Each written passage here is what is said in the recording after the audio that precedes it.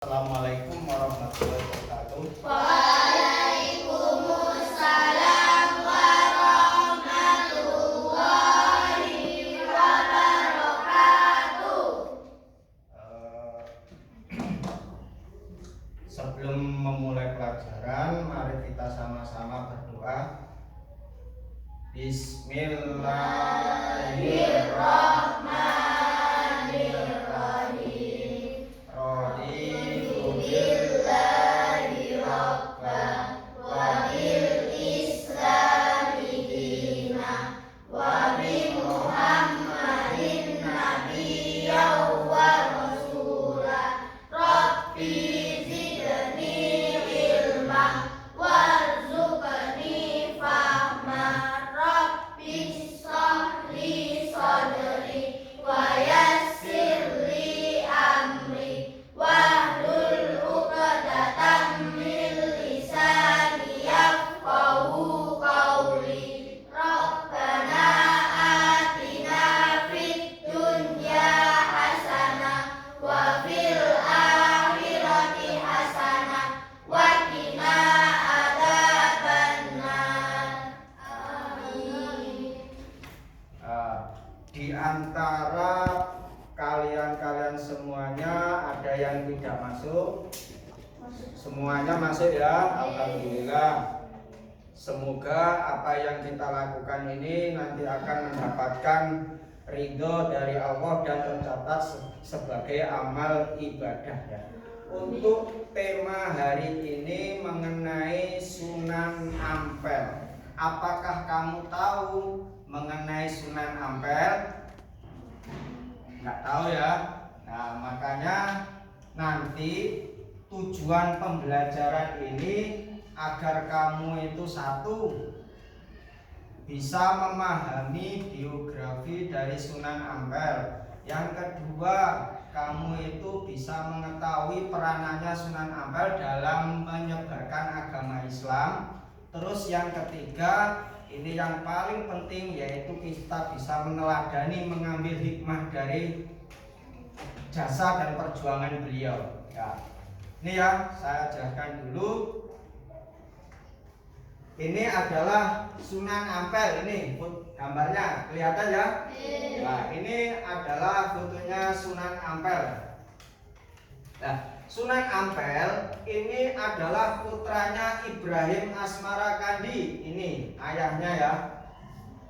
Ibrahim Asmarakandi ini adalah ulama Samarkand. Nah, beliau berdakwah di daerah Campa. Ini adalah kerajaan dari Campa. Ini terjadi pada abad 1400 atau abad ke-14. Bayangkan ya, seseorang itu pada tahun segitu ya, sekitar 1400-an sudah membuat bangunan yang begitu hebat ya. Padahal tidak ada teknologi. Saumpamanya kita meniru dari orang dulu, itu kesulitan. Orang dulu tidak ada teknologi sudah bisa membuat kerajaan yang model seperti ini. Ini adalah kerajaan Campa. Nah, peranannya dari Ibrahim Asmarakandi ini luar biasa. Seluruh kerajaan Campa ini diislamkan oleh Ibrahim Asmarakandi. Ini karomahnya luar biasa. Tidak hanya itu, beliau juga dinikahkan dengan putri Campa, putri kesayangan kerajaan Campa yang bernama Putri Candrawulan. Nah, Putri Candrawulan ini memiliki adik namanya Dewi Dwarawati. Nah, Dewi Dwarawati ini diambil istri oleh Prabu Brawijaya, Raja Majapahit. Nah, setelah berhasil mengislamkan kerajaan Campa, Ibrahim Asmarakandi bersama putranya Sunan Ampel pergi ke Jawa. Nah, di Jawa ini beliau itu berdakwah di Palembang. Nah, di Palembang, Bupati Palembang yang bernama Arya Damar ya, itu berhasil diislamkan seluruh wilayah di Palembang pada saat itu masuk Islam berkat jasanya dari Ibrahim Asmarakandi. Nah, setelah mengislamkan Palembang, beliau ini pergi ke Tuban. Nah, di Tuban ini beliau mendirikan pondok sama pesantren dan wafat di ini ya, makamnya ini daerah Tuban, makamnya Ibrahim Asmarakandi, ayah dari Sunan Ampel. Tapi ini ya, ada orang yang menyebutnya kalau Ibrahim Asmarakandi itu sama dengan Maulana Malik Ibrahim, tapi itu beda. Yang benar Ibrahim Asmarakandi itu ayahnya dari Sunan. Ini makomnya ya. Karena wafatnya di sini, usahanya diteruskan putranya yang bernama Sunan Ampel. Nah, Sunan Ampel ini berdakwah karena tujuan utamanya pergi ke bibitnya. Bibitnya siapa? Tadi namanya Dewi Dwarawati. Nah, berdakwah di Majapahit. Pada saat itu Majapahit kondisi moralnya ini buruk sekali. Karena buruk, Sunan Ampel ini disuruh membenahi bagaimana moral masyarakat Majapahit ini bisa kembali seperti semula. Nah, kemudian dengan beberapa ketekunan, keuletan, akhirnya beliau berhasil membenahi moral yang ada di daerah Majapahit ini. Karena keberhasilan inilah Prabu Brawijaya dan Nyai Dwarawati memberikan tanah berupa Ampel Dinta. Nah, karena jasanya membenahi moral masyarakat Majapahit, dikasih hadiah yang bernama Ampel Dinta. Nah, di Ampel Dinta ini beliau mengembangkan pondok pesantren dan mendirikan masjid. Nah, ini masjidnya, ini pondok pesantren yang ada di Ampel Dinta. Kelihatan ya?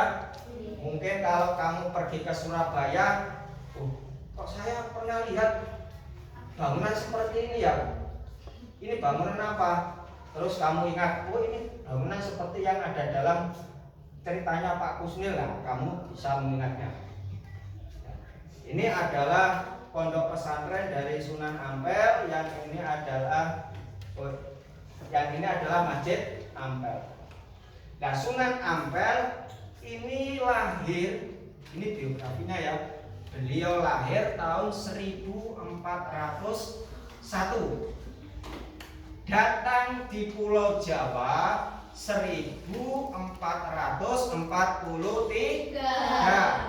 Nah, kemudian beliau wafat pada tahun 1479. Berarti dakwahnya berapa tahun? Sekitar 63 tahun ya. Selama itu ya beliau mengabdikan diri ke masyarakat untuk menyebarkan agama Islam. Nah, apa perannya Sunan Bonang?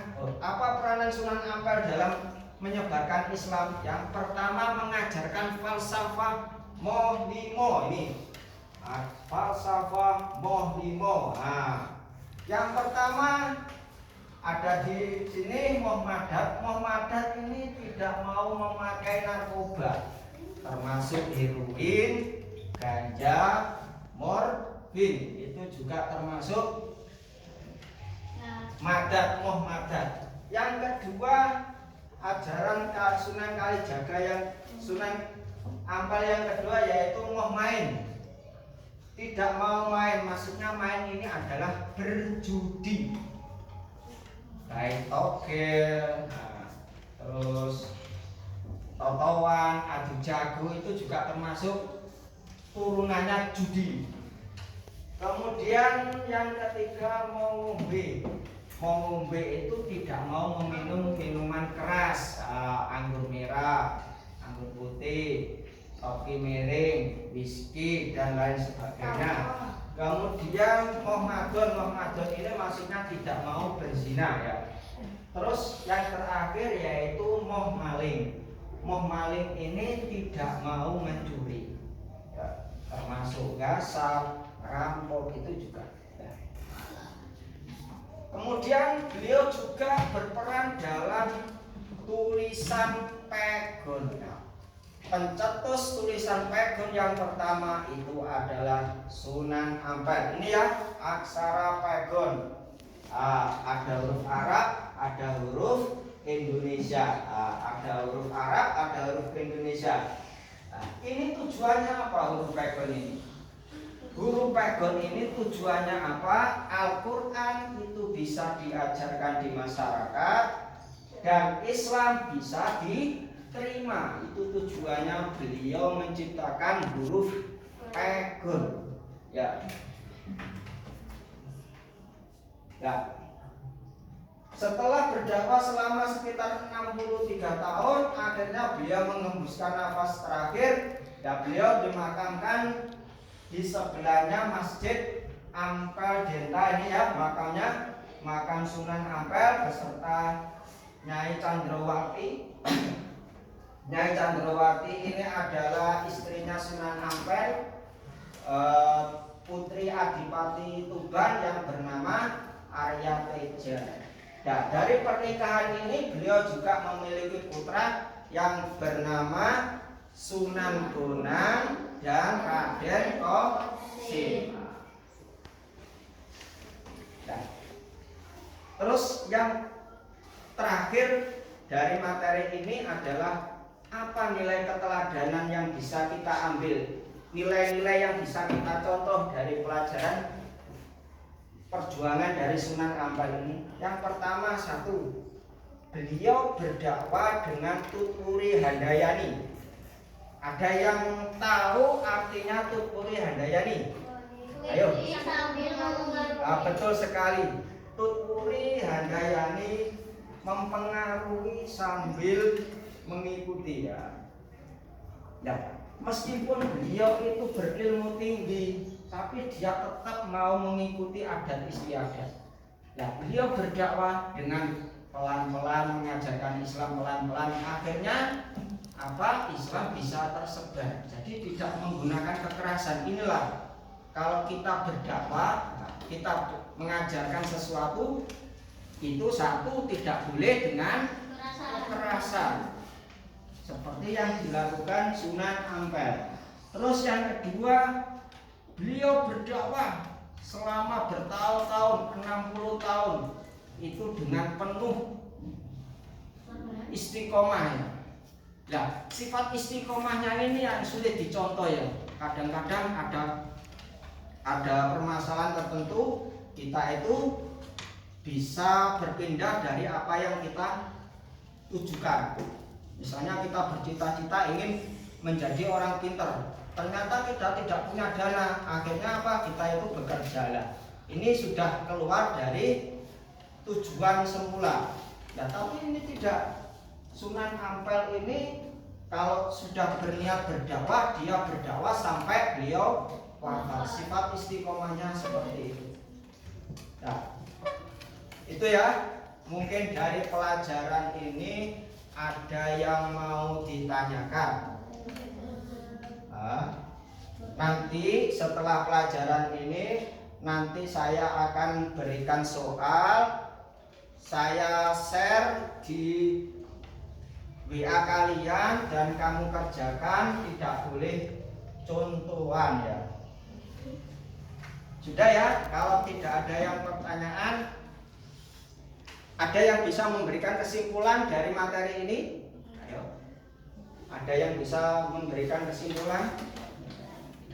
Kesimpulannya, Sunan Ampel ini termasuk orang penyebar Islam di Pulau Jawa dan memiliki pengaruh yang kuat pada masyarakat Nusantara. Sudah ya, saya share apa namanya soal kamu ya. Kamu lihat di HP kamu masing-masing. Dikerjakan sendiri-sendiri sebelum istirahat, nanti saya akan menilai.